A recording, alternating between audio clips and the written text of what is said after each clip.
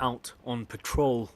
The Taliban are now more powerful than they've ever been, more powerful than the old Afghan government ever was. But in this scenic part of the country, they're facing a resistance movement.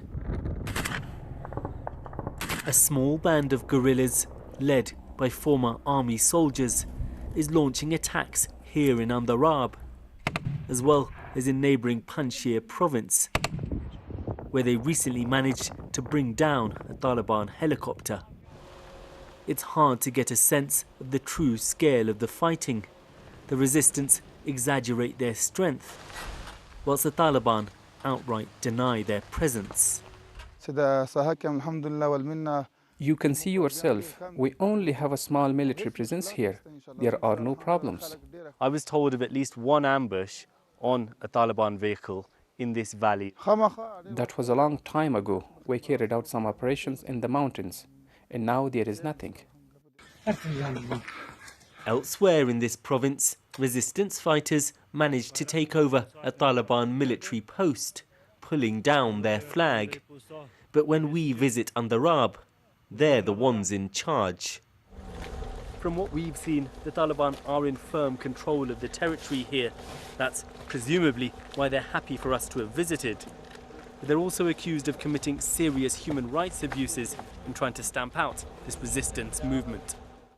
Relatives told us villagers Abdul Hashim and Noorullah were detained and killed after wrongly being accused of attacking the Taliban. These are the dead bodies of a doctor and 5 members of his family murdered last year. Relatives allege he was targeted for treating members of the resistance. Earlier this year, another doctor was also killed. I've been told of 2 doctors in Andarab who were killed, 4 young men who were killed after being detained. We've spoken to people who knew them, eyewitnesses. They say they were arrested and then shot. There was one doctor who was killed at his home. That was due to some personal feud. As for people being taken out of their homes, detained, bound, and then killed, we totally refuse this. Yes, if there is a clearance operation in an area and someone violently resists the government forces, they will be killed or arrested. That happens everywhere in the world. Accompanied by Taliban fighters at all times, it was hard to gauge what locals really think.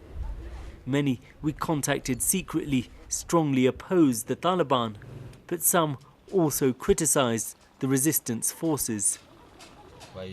We managed to speak to one of their commanders.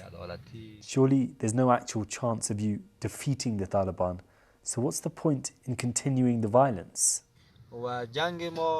Our fight is for justice, for brotherhood, equality, and for the real Islam, not the Islam of the Taliban, which defames the religion.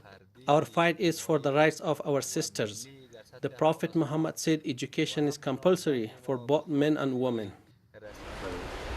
The Taliban's insurgency over the past 2 decades was in part fueled by anger at aggressive raids and the killing of civilians by international forces and the Afghan army.